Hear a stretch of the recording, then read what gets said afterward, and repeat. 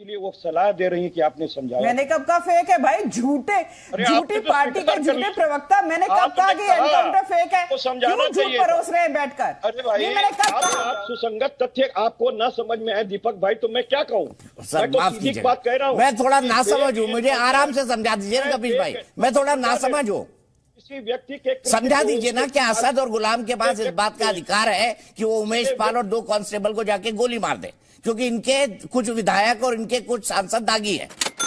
Samajwadi party Asad के encounter पे सदमे में पड़ी है और इस इनकाउंटर को फर्जी बताने में लगी है। इस डिबेट में कपिल श्रीवास्तव दे रहे हैं फर्जी इनकाउंटर के सबूत। जितनी हत्याएं होती हैं क्या इससे अलग होती हैं क्या? अच्छा, सब पे आप जाते हैं क्या?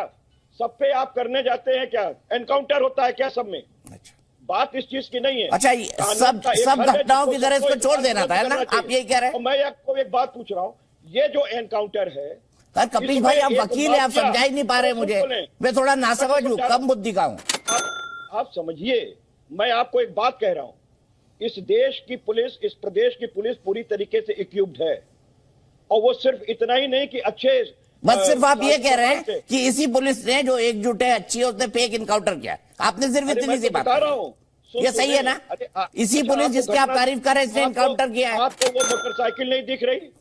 एक माफिया ऐसी रद्दी गाड़ी पे जाएगा, किसी को छुड़वाने, पजेरों में मिलना चाहिए था, टायर नहीं सही कहा आपने, वो पजेरों पे नहीं थे, बाइक पे थे। सुन लीजिए, इतना बड़ा माफिया हवाई चप्पल पहन के जाएगा किसी को भगवाने के लिए? अच्छा ठीक है जी, क्या सही बोला आपने, आपको हवाई चप्पल दिख गई, आपको घटिया सी मोटरसाइकिल दिख गई। अरे भैया, पजेरों लायक औकात है उनकी, इनका इतिहास है, पजेरों लायक औकात है। एनकाउंटर पे 28 करोड़ की सस्ती योगी सरकार पे लगी है। अच्छा ठीक है, प्रोफेसर संगीत रागी जी, भाई हवाई चप्पल पहने थे असद, ऐसा हो सकता है क्या? और घटिया सी पुरानी सी मोटरसाइकिल में चल रहे थे, मतलब ये तो कपिल जी बोल रहे हैं इसीलिए फेक इनकाउंटर है, क्योंकि इनका हवाई चप्पल थी और जो मोटरसाइकिल है वो घटिया थी।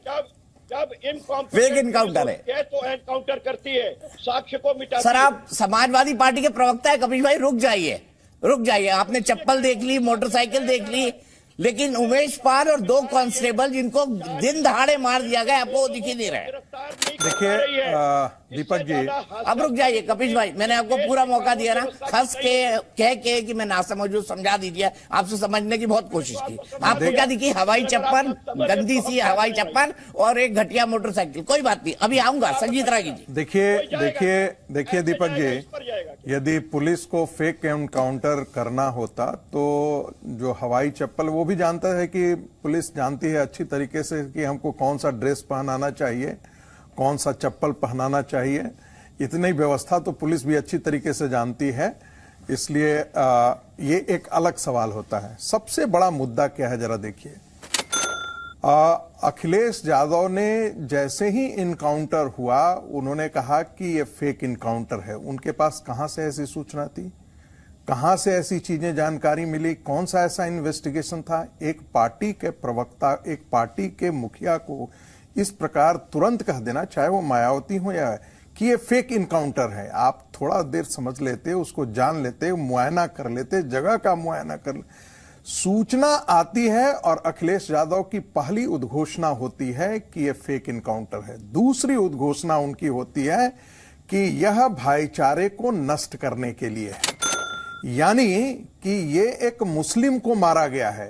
हैरानी की बात है कि 2 दिन पहले ठीक अतीक अहमद के बेटे को इनकाउंटर में मारे जाने से पहले एक हिंदू गैंगस्टर को भी मारा गया है उत्तर प्रदेश में। लेकिन मजाल है कि कोई किसी कोई पॉलिटिकल पार्टी ने उसके बारे में बात किया हो।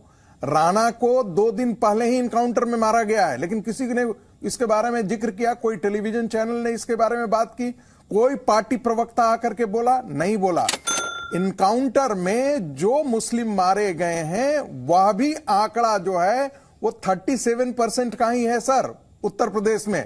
उत्तर प्रदेश में सर प्लीज आप बीच में बोलने की आपकी बुरी आदत है। किसने नहीं उठाया सर? फिर हम आपको बोलना शुरू करेंगे तो आपको दर्द होना शुरू हो जाएगा। मैंने कहा बदतमीजी, अब जो आप कर रहे हैं ना कपिल श्रीवास्तव, आप बदतमीजी कर रहे हैं। अब आप असभ्यता का और बेहूदगी का प्रदर्शन कर रहे हैं। मिट्टी में मिला देंगे तो मुझे कहना पड़ेगा कि आप बहुत ही बेहूदे और असभ्य हैं। कोई जांच हुई, आप बहुत ही बेहूदे और असभ्य हैं। आप बहुत बड़े बेहूदे और असभ्य हैं जो दूसरे की सुनना नहीं चाहते हैं। 120 से 302 का 120 से मुलजिम बनाया गया। उनके उकसाने पर उनके लड़के ने हत्या की। मैं किसी स्पोक्स पर्सन की आवाज बंद नहीं करता, लेकिन अपने पद और कद का आप तो सम्मान कीजिए कपिल जी। अपने और पद और कद का आप तो सम्मान कीजिए। मैं कह रहा हूँ, आप जैसे ही चिल्लाने लगते हैं आपका ऑडियो चला जाता है। मैंने आपको पूरा बोलने का मौका दिया। देखिए, जो इनको मुंह का बावासीर हो गया है तो इनको थोड़ा बोलिए कि वो कंट्रोल करें। प्लीज दूसरे के बीच में बोलने की असभ्यता और बेहूदगी बंद करें। आपके संस्कार, ये तुम्हारे संस्कार कपिल श्रीवास्तव, इतने देर से तुम्हारी बेहूदगी को मैं बर्दाश्त कर रहा था। तुम्हारा लगता है तुम अपनी माँ के गर्भ से ही इस प्रकार की बेहूदगी पैदा करके आए हो। ऐसे शब्दों का इस्तेमाल संगीत रागी जी ने। कपिल जी प्लीज, आप भी देखिए, आप भी अपनी इज्जत खुद अपने हाथ में होती है भैया। मैं दोनों को कह रहा हूं। उमेश पाल हत्याकांड के आरोपी माफिया अतीक अहमद के बेटे असद और एक अन्य गुलाम पर बीते दिन झांसी में एनकाउंटर कर दिया गया था। दोनों आरोपियों के सिर पे 5-5 लाख रुपए का इनाम रखा गया था। 12 सदस्यीय यूपी एसटीएफ टीम ने असद और गुलाम को ढेर कर दिया। एनकाउंटर के बाद सोशल मीडिया पर बड़ी संख्या में लोगों ने यूपी सरकार की माफिया को मिट्टी में मिलाने की नीति की प्रशंसा की, जबकि कई लोगों ने एनकाउंटर पर भी सवाल खड़े कर किए।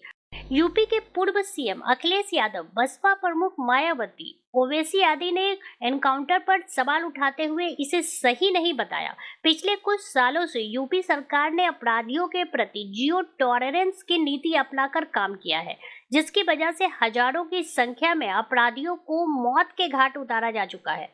अब असद के एनकाउंटर के बाद सवाल खड़े करने वाले कुछ लोग तर्क दे रहे हैं कि जब एनकाउंटर से ही इंसाफ होगा तो कोर्ट का क्या होगा। वहीं कुछ लोग एनकाउंटर पर सुप्रीम कोर्ट के गाइडलाइंस का भी जिक्र कर रहे हैं। 23 सितंबर 2014 के कोर्ट के एक फैसले में कहा गया था कि यदि पुलिस एक्शन में मौत हो जाती है तो उसकी अनिवार्य रूप से मजिस्ट्रियल जांच होनी चाहिए। इसके अलावा जांच के दौरान मृतक परिवार के किसी सदस्य या फिर किसी निकट संबंधी का भी होना अनिवार्य है। अदालत ने कहा कि इस तरह के मामलों में पुलिस की ओर से एफआईआर भी दर्ज होनी चाहिए और पता करना चाहिए कि क्या की गई कार्रवाई वैध है या नहीं। अदालत ने कहा कि इस तरह की जांच के बाद संहिता की धारा 190 के तहत अधिकार क्षेत्र वाले न्यायिक मजिस्ट्रेट को एक रिपोर्ट भेजी जानी चाहिए। पुलिसिया कार्रवाई के दिशा निर्देशों में से यह भी कहा गया कि जब भी पुलिस को आपराधिक गतिविधियों या गंभीर आपराधिक अपराध के से संबंध में गतिविधियों पर कोई खुफिया जानकारी मिले या सूचना मिले तो उसे किसी रूप से केस डायरी या किसी इलेक्ट्रॉनिक रूप से लिखा जाना चाहिए।